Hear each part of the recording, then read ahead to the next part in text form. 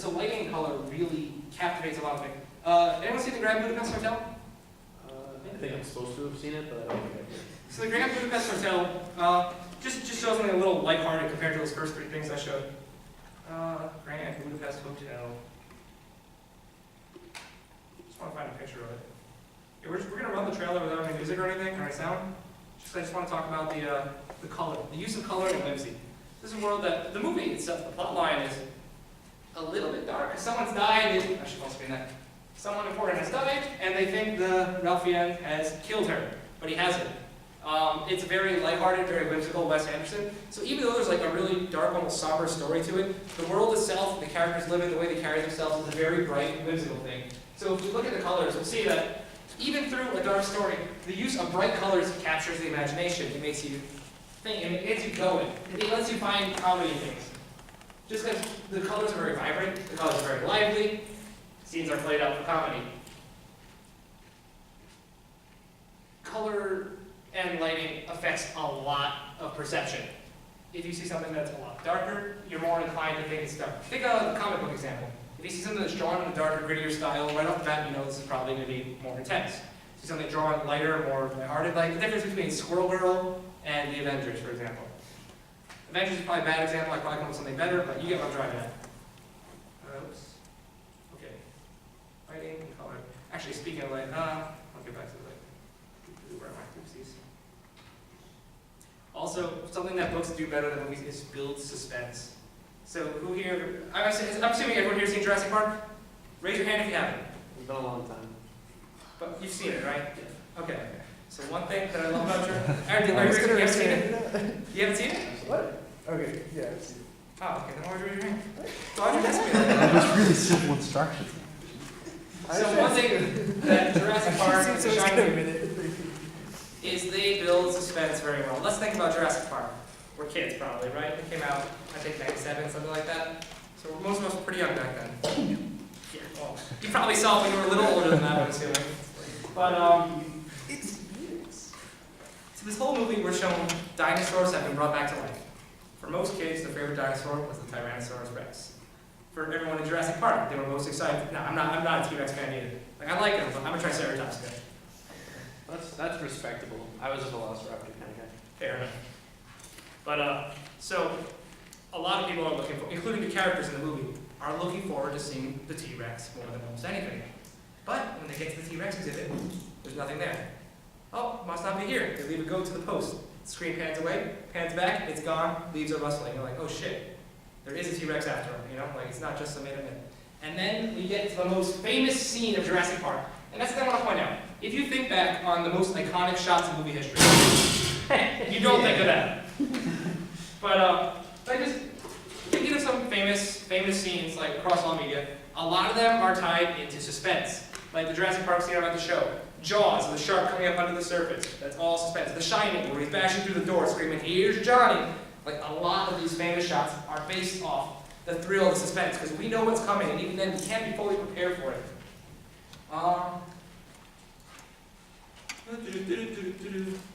Jurassic Park, T-Rex breakout. Sorry, that's how I think. I need you to do title cards for every movie now. Oh, that'd be a dream. Again, Wendy's. So I guess what you guys should know about me, I didn't mention this in my initial blurb, is that I'm actually sponsored by Wendy's. I'm John Silvestri, I drive NASCAR on the weekends, and I drive the Wendy's car. This is the famous scene.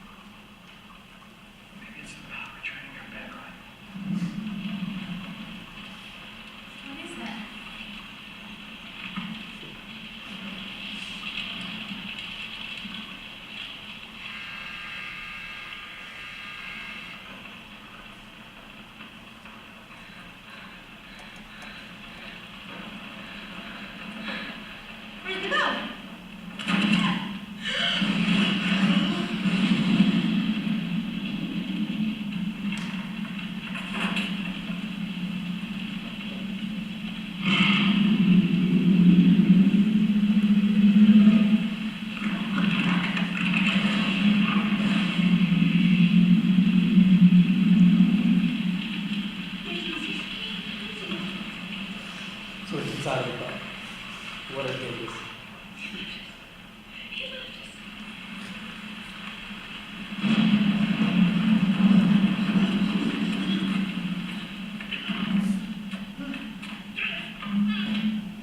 Where does he think he's going? You gotta go, you gotta.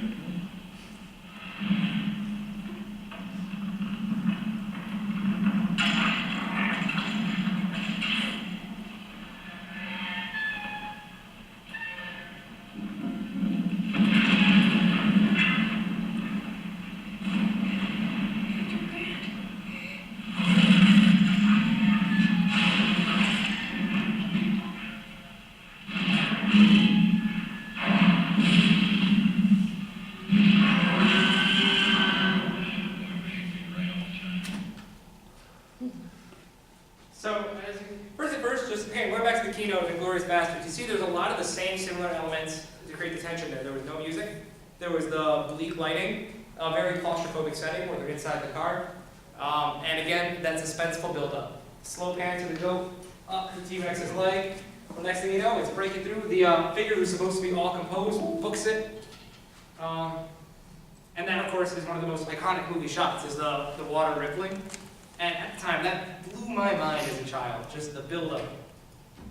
So going back, we've been talking about camera shots for a while. I put my two favorite types of shots here. But camera shots and angles mean a lot when it comes to directing the viewer. Because one thing that movies really do is they direct you. They don't just direct the film, obviously, but they guide the audience. They show you what you should be focusing on. They hide certain things in the background, which makes it rewarding to find. So obviously, the close-up is a very important shot. Bring it in on a character's face. You can see what they're thinking, see what they're feeling. It really lets you capture that body language a little more importantly. There's the slow pan, which is obviously very dramatic, used for big reveals. And on top of that, as you've seen in both examples now, where they use the slow pan, first down the guy's leg and table, then up the T-Rex, a lot of the time it's obscured to what you're actually going to. Because the first time all you're seeing is the pan leg, the corduroy, until eventually you get to the floor. Then you're going through the floor, and that's when you first find out that there's Jews hiding under the floorboards. The second time, you're going up, you're past the car, the windshield, the arms, until eventually you see the T-Rex claw and the T-Rex itself. So that's a very dramatic tool for bringing it up. There's the circle shot, which is used to establish. It's like in Glorious Bastards, when they circle around the table all the way through the cabin, it basically gives you a sense for the setting. That's very useful in certain shots to, for example, show off a claustrophobic setting, or to show that the exact opposite, that you're not in a claustrophobic setting at all, or even just to give you a sense of place and scale of where you're at and what's happening there. And then the two shots I really want to talk about are the tracking shot and the Dutch tilt. So the Dutch tilt is a very complex name for something very simple. It means the camera is crooked. So that's usually used to imply disorientation. A lot of times they will do a Dutch tilt along with, I forget what the effect is called, but it's I think it's a rack focus issue, where basically they randomly switch the focus between foreground, background, middle ground, and they alternate it, so it creates a very disoriented, like a vertigo almost effect. Dutch tilt. The two of those, has anyone seen Jessica Jones on Netflix? So if you've seen Jessica Jones, in the very beginning of the series, when she's hunting for, basically the point is she was mind controlled by a supervillain ages ago, and now she's paranoid about it. Is the really, really basic synopsis. It's a couple times where she thinks he's back, and as she's walking down hallways, a lot of the time, it'll be on a Dutch tilt. A lot of the corners that she's walking to will be blurry until she gets there, then it'll come into focus, things behind her will come out of focus. It's a lot of these small things that you use to get you in the character's mind without realizing you're doing it. Because you get to the point, like because of the angle, because of the lighting, you don't know what's around the corner. And the tracking shot is meant to put you in the action. So basically, it's one fluid motion with the camera through a complex set. Famous example of that is True Detective tracking shot. Oops.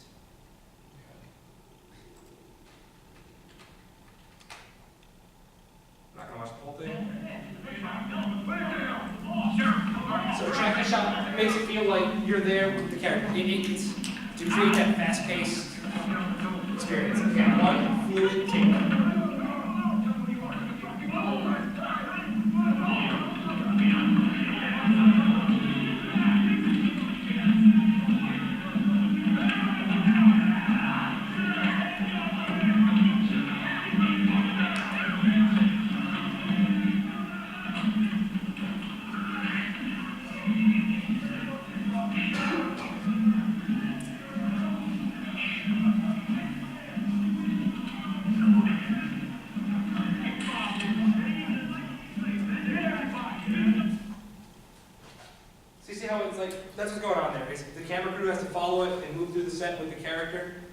nice to go. This is award-winning, I believe, for being one of the longest tracking shots out there.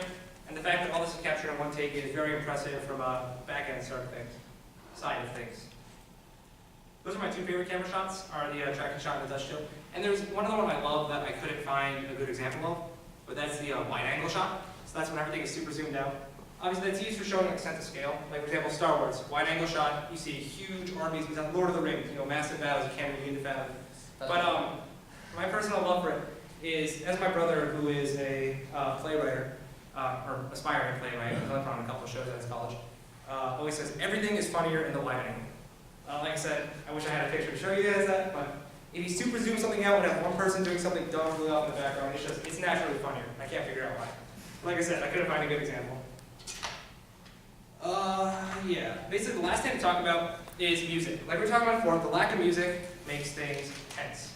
Because music and editing are a big part of visuals. For example, what do you think Star Wars is like without the music? Crap. How many people get like excited when you hear the da da da da? Just you hear that and you're like, oh, it's Star Wars. Indiana Jones music, same thing. Harry Potter, you hear that music, you're there, right? Obviously, it doesn't relate to just these things, but a lot of songs become almost. Think about the Breakfast Club. The Don't You Remember Me? A lot of people hear that song, it goes straight to Breakfast Club and vice versa, because it means a lot. And the thing is, music choice, just like how body language, we capture a lot from that. We capture a lot from the music as well, the emotion it brings to the scene. Just for example, you can completely, with the good music and good editing, you can completely change the tone of something.